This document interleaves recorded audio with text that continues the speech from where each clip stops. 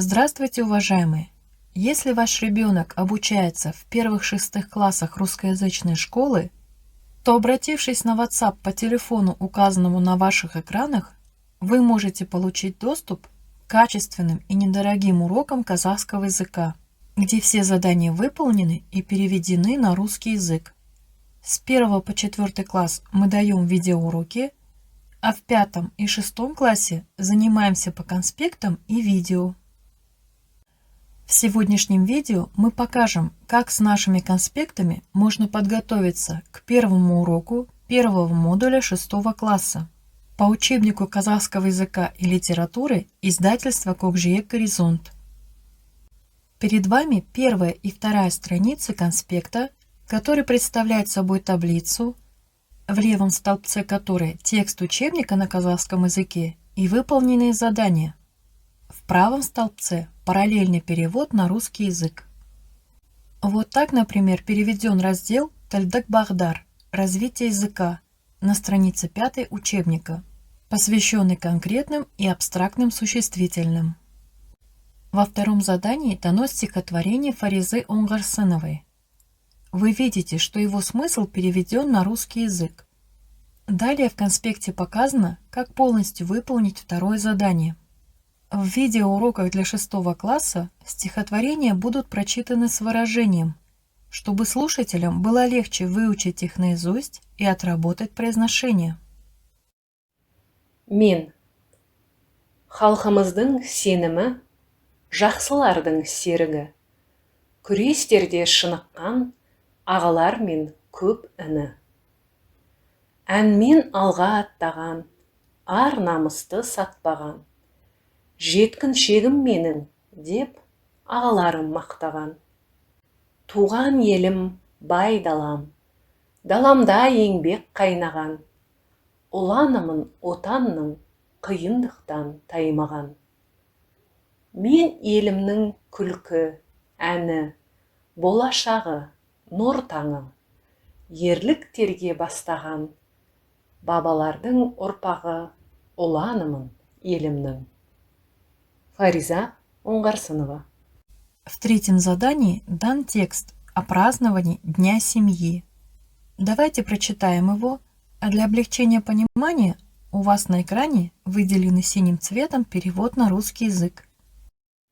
Біз жылда отбасы күнін шағын мейрам ретінде атап өтеміз. Отбасы күні қыркүйек айының 2-ші жексенбісінде болады. Бұл күні отбасы мүшелері, ағайын туыс үйге жиналады. Біз бір-бірімізге сыйлықтар береміз. Осылайша бір-бірімізге қуаныш сыйлаймыз. Әкем анам мен әжеме гүл шоқтар береді. Анам мерекелік дастархан жаяды. Мен суретке түсіремін. Отбасылық мереке қызықты өтеді. Атам, отан отбасынан басталады. Отбасын жақсы көретін адам, отанын да жақсы көреді дейді. Әкем отбасының тірегі, анам отбасының берекесі. Ағайын туыстарымыз біздің жақын адамдарымыз. В 7 задании дан аудиотекст. Обратите внимание, что мы не только прочитаем его. К аудиотексту мы напечатали транскрипт и, конечно, перевели его на русский язык. Менің анам дәрігер, ал әкем құрылысшы.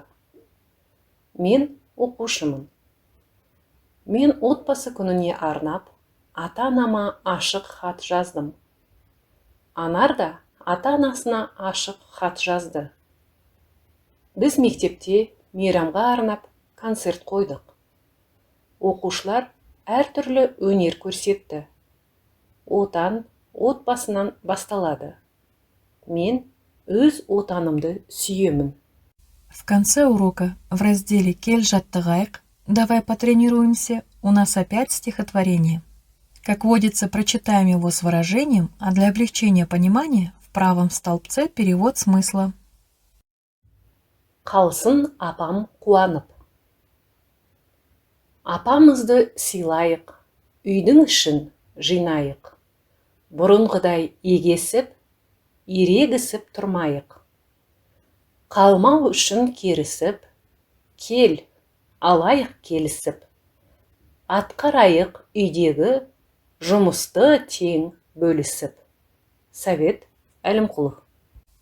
В заключение хотим добавить, что с нашим YouTube-каналом «Школьные казахские подсказки на русском» вам будет значительно легче готовиться к урокам казахского языка. Берегите свое время и нервы. Пишите нам на WhatsApp. До скорых встреч!